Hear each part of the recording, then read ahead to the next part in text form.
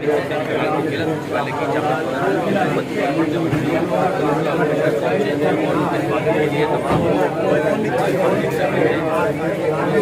है वो उनके स्वागत के लिए नौकरी वाले की तस्वीर है और आज यहाँ बैठक की जा रही है। विकास कार्य को लेकर साथ साथ सरकार के उनको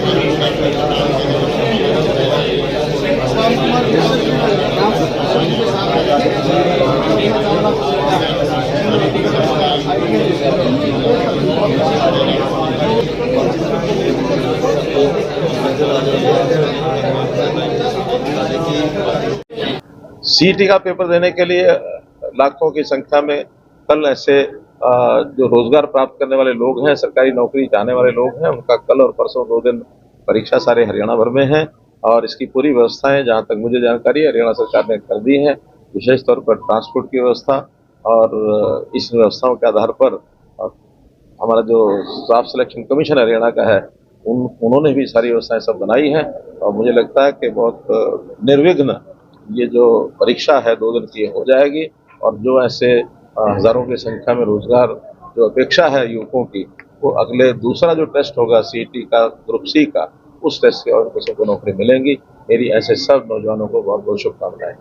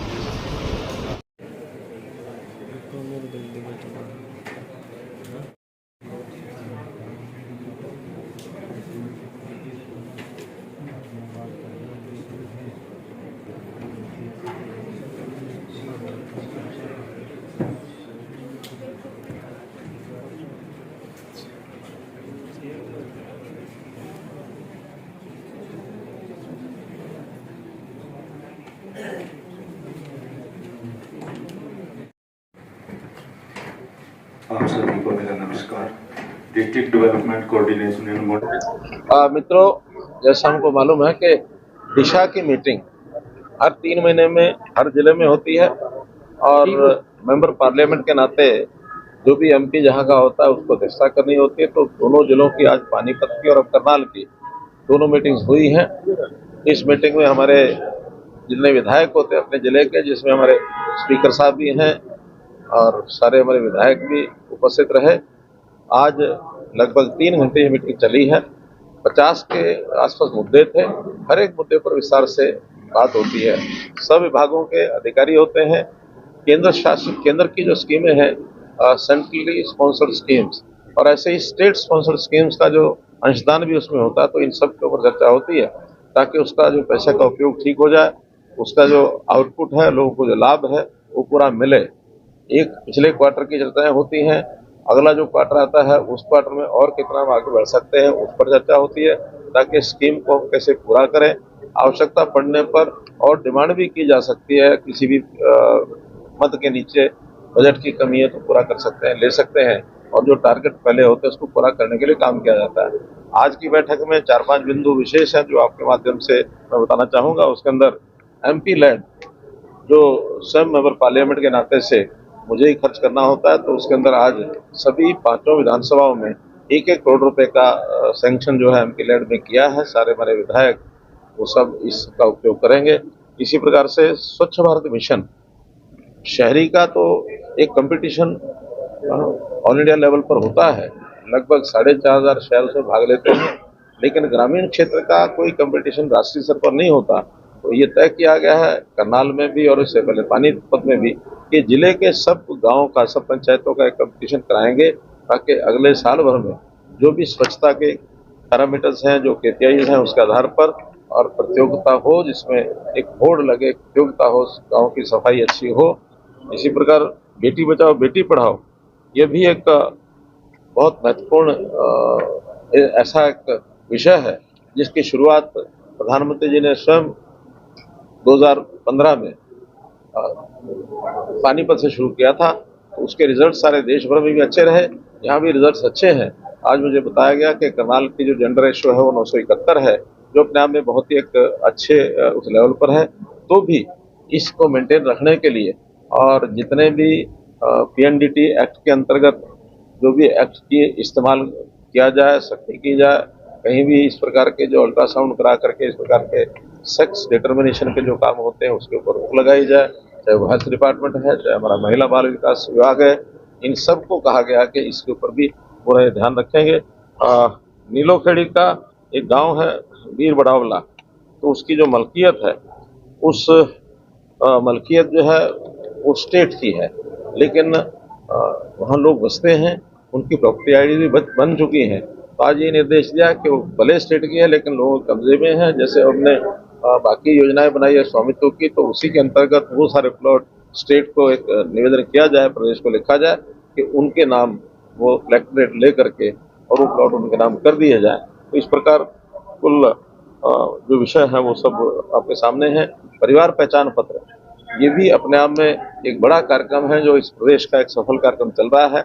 इसमें आज हमने इनको कहा कि जो 1 लाख रुपए से कम जिन परिवारों की आमदन है, ऐसे परिवारों की आय बढ़ाकर इनकम 180 तक कैसे लेकर के जाएं। तो रोजगार की जितने भी योजनाएं हैं उनको सबसे पहले प्राथमिकता में इन परिवारों को दिया जाए, सेल्फ हेल्प ग्रुप इनमें बनाए जाएं, यहाँ के युवकों को ट्रेंड किया जाए, स्किल्ड करके और उनको रोजगार दिलाने का काम किया जाए ताकि इन परिवारों की आमदन बढ़ सके। तो इस प्रकार से प्रमुख मुद्दे ये थे, बाकी विकास के बहुत से मुद्दे या विशेष का पेपर है, कल से शुरुआत है पेपर की। मंत्री कमेटी की बैठक में उपस्थित सभी जिलाधिकारियों का और जनप्रतिनिधियों का हार्दिक अभिनंदन। हम सबके लिए बहुत ही खुशी की बात है कि आज की इस बैठक की अध्यक्षता केंद्रीय ऊर्जा आवास आप सबकी ओर से माननीय केंद्रीय मंत्री जी का हार्दिक अभिनंदन करता हूँ, स्वागत करता हूँ।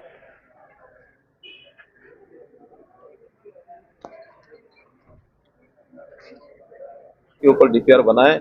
अभी DPR बनने में कुछ उनकी दिक्कत उन्होंने बताई है, लेकिन मुझे लगता है कि अगला जो प्रोजेक्ट हमारा इस इलाके का वो यही बनने वाला है। इसके अलावा हमारी कोई डिमांड नहीं है। तो करनाल से पानीपत, हाँ, इससे पहले दिल्ली से करनाल तक RRTS वो इससे पहले बनेगी।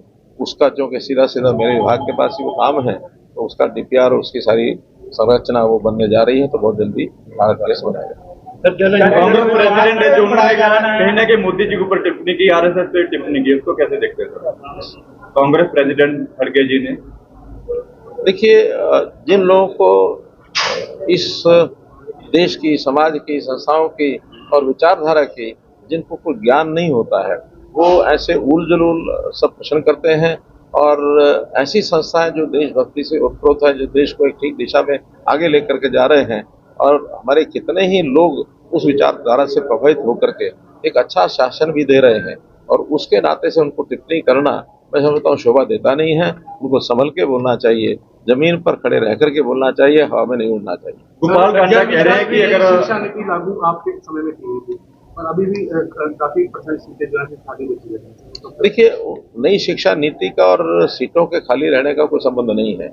शिक्षा नीति में ऐसी ऐसी चीजें हैं जो इस देश के अनुकूल शिक्षा हो, स्वभाषा के साथ प्रेम हो, रोजगार ओरिएंटेड शिक्षा हो, और शिक्षा का विस्तार केवल रट्टाफिकेशन ना हो बल्कि संस्कारित और चरित्रवान बनाने के लिए भी ऐसे प्रावधान किए गए हैं। तो इस प्रकार से शिक्षा का एक मूलचूल परिवर्तन नई शिक्षा नीति में है।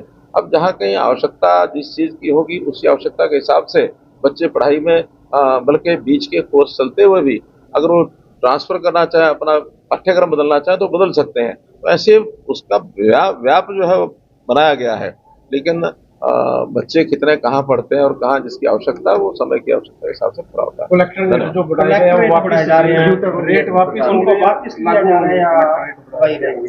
देखिए, जहाँ तक, क्योंकि मैं भी 10 साल तक प्रदेश के अंदर एक मुख्य दायित्व मेरे पास जो रहा है, कलेक्टेड बढ़ाए जा रहे हैं तो वो रेट नहीं बढ़ते हैं। ये जो रेट होते हैं उस रेट को मान्यता सरकार दे, क्योंकि आज भी जो जमीनों के सौदे होते हैं, जो जमीनें बिकती हैं, वो ज्यादा रेट पर बिकती हैं। जो मार्केट का रेट है कलेक्ट रेट उससे कम ही रखा जाता है। कहीं भी मार्केट रेट से ऊपर कलेक्टेड कभी नहीं होता, और बल्कि लोगों की इसमें कठिनाइयां दूर होंगी। अभी तो लोगों को जमीन खरीदने के लिए, मकान खरीदने के लिए दो प्रकार से सिस्टम बनाना पड़ता है। कुछ वो बैंक के माध्यम से करते हैं, कुछ कैश लेकर के दौड़े फिरते हैं। इससे उस समस्या का हल निकलेगा, ताकि उनको कैश का इधर से उधर ना करना पड़े। जितने की चीज खरीदते हैं उतने का उसको रजिस्ट्री करा दी जाए। कलेक्ट्रेट ऐसा चीज नहीं है कि वो कुछ जमीनों के भाव से जुड़ा हुआ है, वो तो रजिस्ट्रेशन का जो स्टाम्प ड्यूटी के साथ जुड़ा हुआ विषय है, ताकि उतने की रजिस्ट्रेशन हो सके। और इससे जनता को भी फायदा होगा, सरकारों को भी फायदा होगा, और एक ट्रांसपेरेंसी आएगी। कोई रेट नहीं बढ़ाए गए हैं, केवल उस रेट को जो इस समय मार्केट में रेट है उसको मान्यता देने की ओर आगे बढ़ना है। सर आपने